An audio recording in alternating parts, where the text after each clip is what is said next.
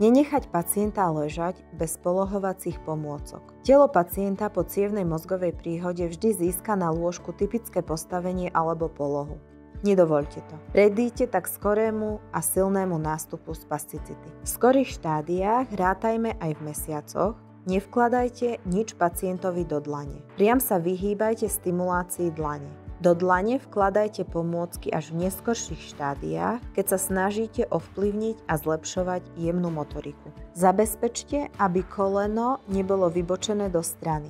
Predídete tak bolestiam bedrového kĺbu. Používajte vždy polohovacie pomôcky a zabezpečte vhodnú polohu pre postihnutú dolnú končatinu. Pri manipulácii s pacientom sa vyhýbajte ťahu za postihnutú hornú končatinu. Ramenný kĺb na postihnutej strane je najzraniteľnejší kĺb na tele pacienta po cievnej mozgovej príhode. Vyhnite sa tak zvýšenej bolestivosti a komplikáciám, ako sú subluxácia až luxácia ramena. Snažte sa uchopovať pacienta plošne za oblasť ramenného kĺbu a lopatky.